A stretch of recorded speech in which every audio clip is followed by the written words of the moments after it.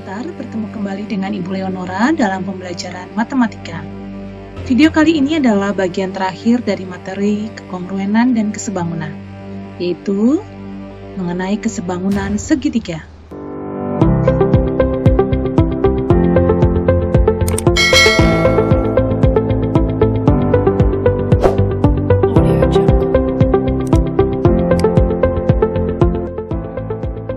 Adapun tujuan pembelajarannya adalah supaya peserta didik dapat mengetahui syarat kesebangunan segitiga dan dapat menganalisis dua segitiga yang saling sebangun.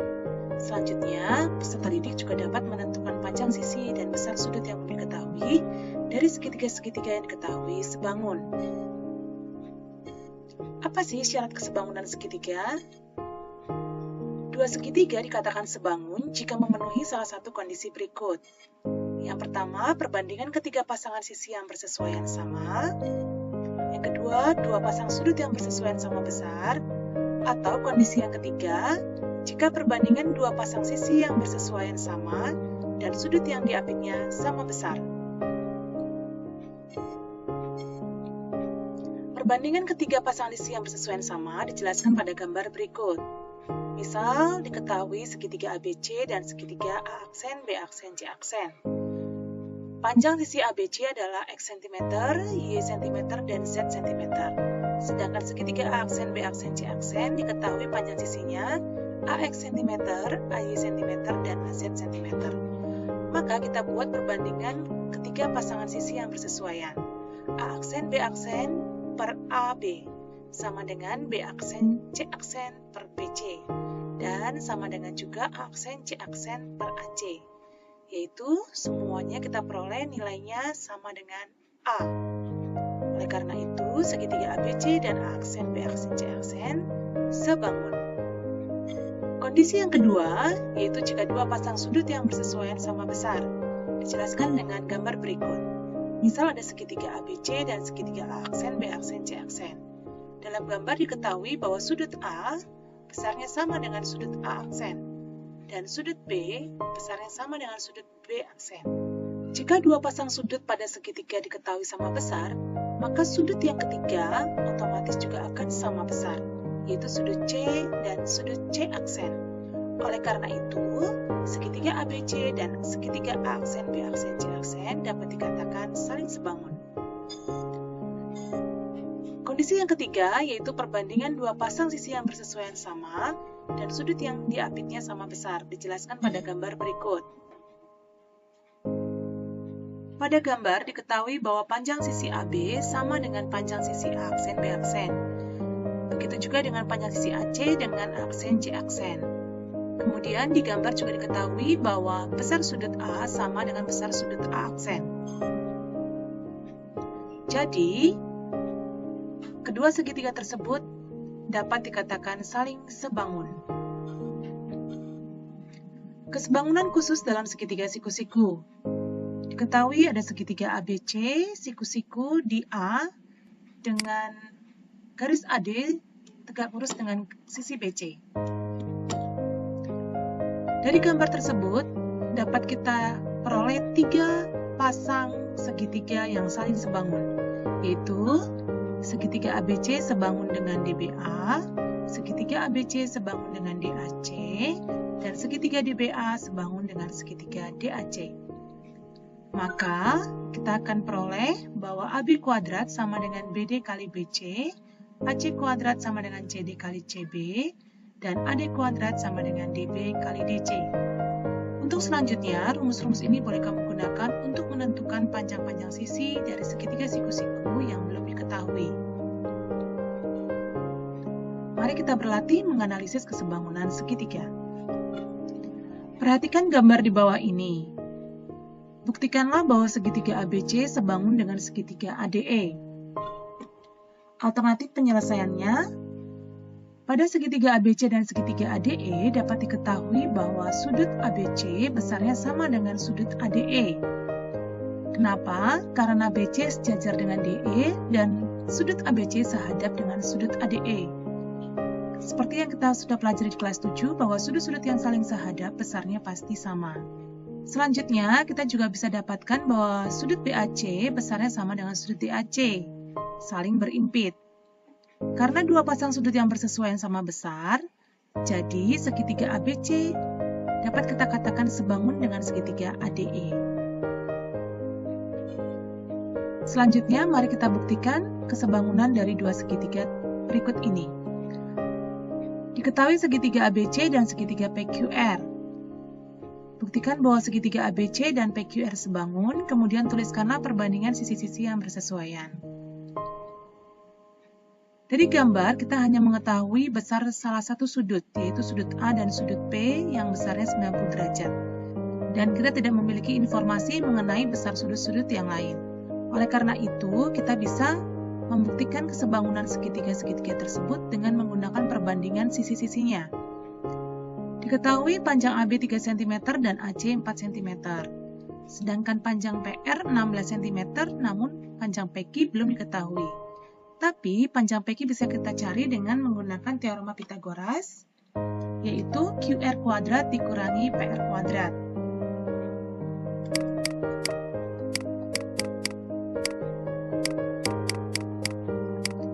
Sehingga kita peroleh 20 kuadrat dikurangi 16 kuadrat sama dengan 400 dikurangi 256 sama dengan 144.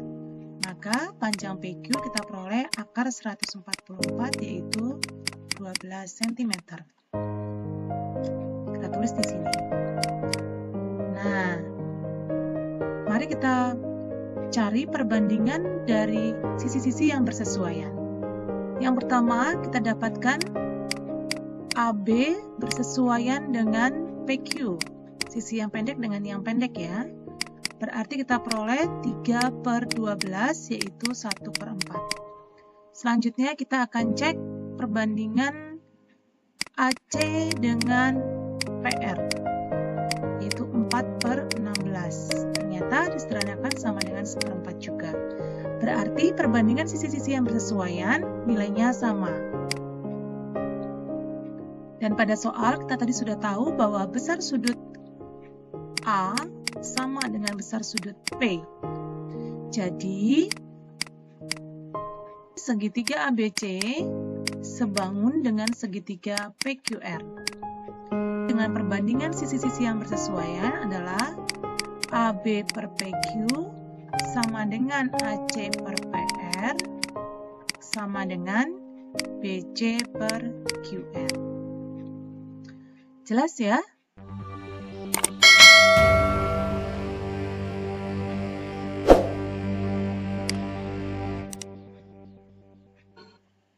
Nah, sekarang marilah kita berlatih menentukan panjang sisi dan besar sudut yang belum diketahui pada segitiga-segitiga yang sudah diketahui saling sebangun.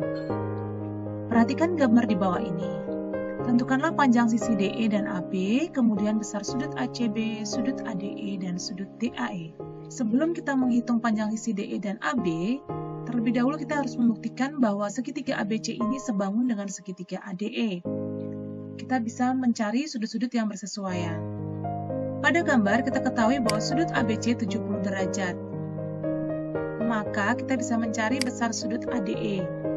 Kita ketahui ADE ini sehadap dengan ABC, maka besarnya pun sama 70 derajat. Selanjutnya kita akan mencari besar sudut C atau ACB ini. ACB sehadap dengan AED, maka besar sudutnya pun sama-sama 40 derajat. Nah, jadi kita sudah mendapatkan dua pasang sudut yang sama besar, sehingga kita dapat membuktikan bahwa segitiga ABC sebangun dengan ADE. Selanjutnya, kita akan membuat perbandingan sisi-sisi yang bersesuaian. AB per AD akan sama dengan AC per AE, akan sama juga dengan BC per DE. Mari kita masukkan yang diketahui sesuai gambar. AB belum diketahui, kemudian AD adalah AB ditambah 5 cm. Lalu AC adalah 4, AE adalah 4 ditambah 8. Kemudian BC 5 dan DE-nya belum diketahui. Pada soal kita diminta mencari panjang sisi DE. Maka untuk mencari panjang DE, kita bisa gunakan perbandingan 4/4 tambah 8 dan 5 per DE. Jadi 4/4 ditambah 8 sama dengan 5 per DE. Jadi 4/12 sama dengan 5 per DE, atau ini bisa kita sederhanakan menjadi 1/3, sehingga DE-nya kita peroleh 3 kali 5 dibagi 1, yaitu 15 cm. Nah, selanjutnya kita akan menghitung panjang sisi AB. Maka kita bisa gunakan perbandingan AB per AB tambah 5 dengan 4/4 tambah 8. Kita tulis terlebih dahulu. Nah, AB-nya belum kita ketahui ya, karena kita mau cari. Nah, ini sama dengan 4/12, kita sederhanakan menjadi 1/3. Maka, dengan teknik kali silang, kita peroleh bahwa 3 kali AB sama dengan 1 kali AB tambah 5. Sehingga 2AB sama dengan 5. Maka AB kita peroleh 5/2 atau 2,5 cm. Mudah bukan? Nah, selanjutnya kita akan menghitung besar sudut ACB, sudut ADE, dan sudut DAE. Di langkah pertama tadi, kita sudah mencari besar sudut ACB dan sudut ADE ya. Sudut ACB-nya tadi adalah 45 derajat, lalu sudut ADE-nya 70 derajat. Nah, sekarang kita tinggal menghitung besar sudut DAE. Besar sudut DAE bisa kita hitung dengan aturan sudut dalam segitiga. Seperti yang kita ketahui bahwa jumlah sudut dalam segitiga adalah 180 derajat. Maka DAE sama dengan 180 derajat dikurangi 70 derajat ditambah 45. Jadi 180 dikurangi 115. Jawabannya 65 derajat. Mudah bukan?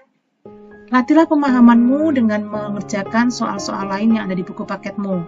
Karena Ibu yakin semakin kamu banyak berlatih, maka kamu akan semakin terampil. Demikian pembelajaran hari ini. Selamat belajar dan tetap semangat ya. Sampai jumpa.